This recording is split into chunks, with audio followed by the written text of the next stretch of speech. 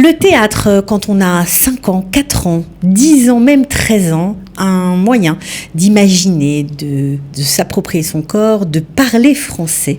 Mais oui, c'est Valérie Seban qui vient nous présenter ses ateliers pour enfants. Ça s'appelle En avant les artistes. C'est parti. Coup de pouce, découvrez le savoir-faire et les idées des entrepreneurs au Lille. Valérie Seban, bonjour. Bonjour. Bienvenue. Merci.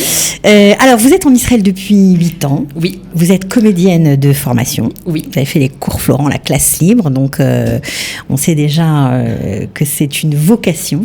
Oui, complètement. Complètement. J'ai toujours aimé ça. Depuis que je suis petite, je joue des personnages dans ma chambre. Ça a toujours été mon jeu favori. Après, en mouvement de jeunesse où j'étais active pendant longtemps, c'est pas pour rien que j'habite en Israël. J'étais en mouvement de jeunesse sioniste, n'est-ce pas? Et on avait des messibottes tous les samedis à préparer. Et moi, j'adorais faire ça. Et j'étais la première sur la scène à faire des conneries. Donc, des conneries qui ont fait que c'est devenu votre métier, puisque vous avez intégré plusieurs compagnies de théâtre, vous avez gagné votre vie en montant sur scène, et donc ça c'est sympa, et c'est surtout courageux quand on est artiste de monter en Israël, parce que le matériau qu'on utilise, c'est surtout la langue, et on ne sait pas trop à quelle sauce on va être mangé quand on monte ici. C'était un choix. J'ai fait un choix. Il faut faire des choix dans la vie, c'est la plus grande difficulté. Et le choix pour moi, c'était j'ai dit tant pis, je mets en parenthèse ma carrière artistique et je privilégie d'emmener ma famille, mes enfants en Israël, parce que c'était un rêve aussi. Donc on a plusieurs rêves dans la vie, en tout cas celui-là je l'ai réalisé, et j'ai dit on verra et on se débrouillera, et puis c'est plus long. Ça prend du temps. Voilà, bon. Ça prend du temps, mais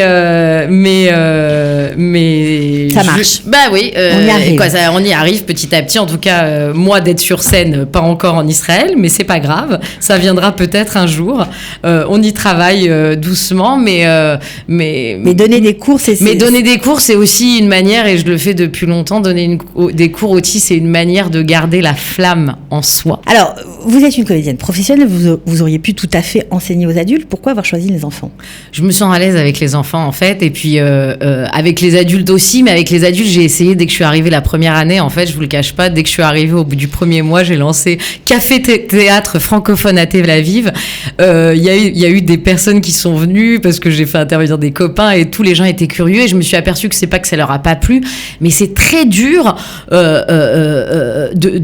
pour les adultes de s'engager là-dessus, parce que le lundi c'est le cours de théâtre, et le lundi ils sont invités dans un super resto avec un super copain. C'est plus difficile s'engager parce que le théâtre c'est pas, tu viens pas à un cours de théâtre une fois puis tu non, je veux dire, c'est une discipline quand même. Ça veut dire que tu apprends quelque chose, c'est quelque chose quand même de sérieux, même si on s'y amuse beaucoup, mais je veux dire, c'est un processus, donc il faut être assidu, sinon ça ne marche pas.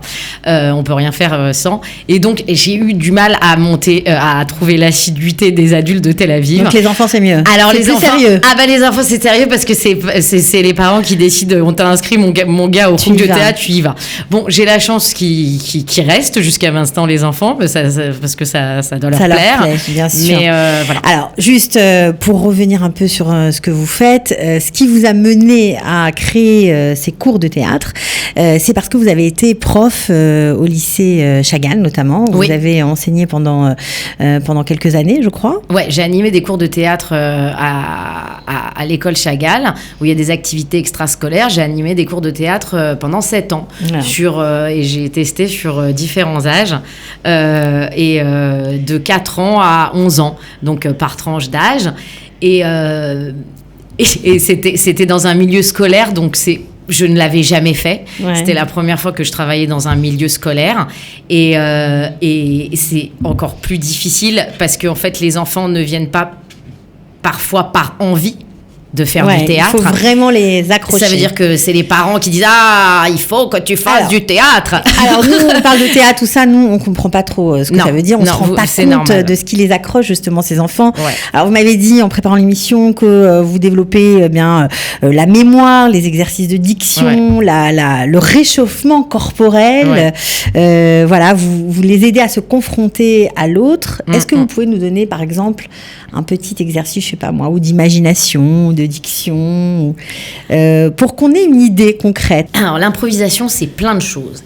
Il y a des improvisations où direct on arrive à une petite scénette, on va dire, même si elle est improvisée, du type aller sur le plateau, qui veut participer, ok, moi, pas moi, ok, on en prend 2, on dit ok, les enfants, tu es un jukebox. Ok. Alors j'explique ce que c'est un jukebox parce que c'est un jukebox. Quand je sors les trucs, des fois j'explique après évidemment. Et à chaque fois que ton partenaire va t'appuyer sur la tête, parce que on va dire que c'est le bouton, tu sors une musique, d'accord ? Bon voilà, ça c'est un exemple d'une improvisation avec une situation claire et les joueurs qui jouent. Mais l'improvisation, c'est toute la séance qui s'appelle improvisation en fait. À part, je parle pas de la préparation du spectacle. Là, je parle du premier trimestre parce que voilà, c'est en plusieurs parties. Là, on va parler du premier trimestre de découverte. L'improvisation, c'est aussi tout en fait. Dès que tu arrives sur un cours de théâtre, tu es déjà en improvisation.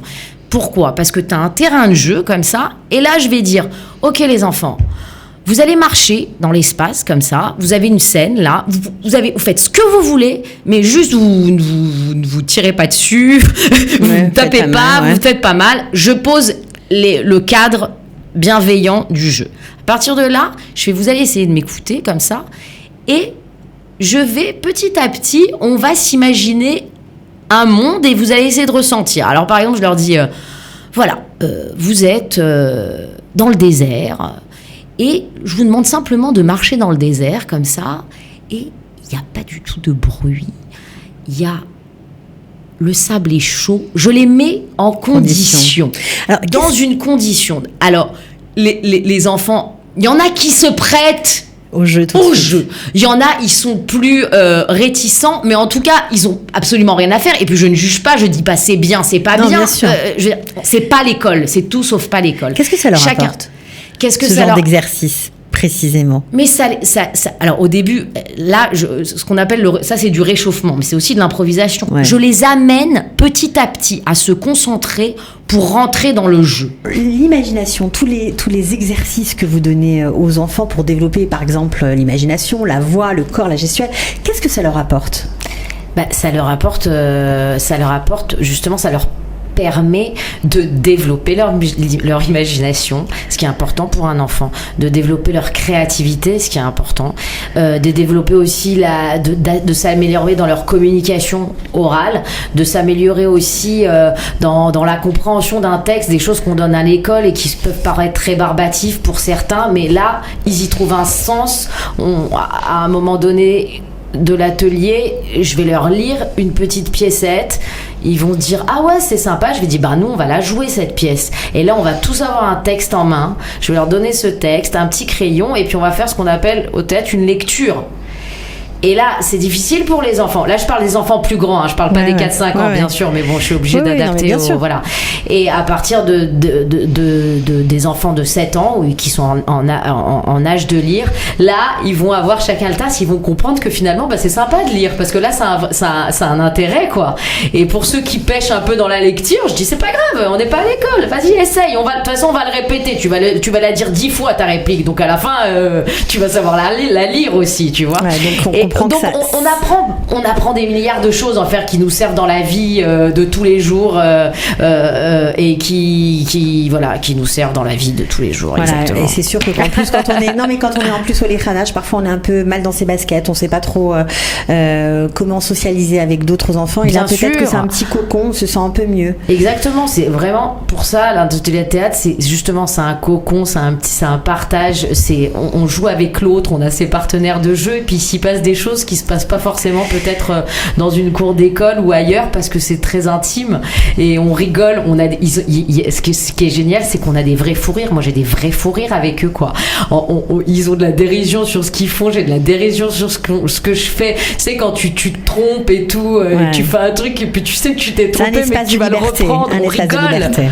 On rigole vraiment, quoi. Bon, alors j'imagine qu'on peut s'inscrire forcément, donc des cours une fois par semaine, un petit groupe d'enfants, ça commence tôt, 4 ans, ça va jusqu'à 13 ans. Je crois qu'il y a encore de la place pour les 9-11 ans, c'est ça?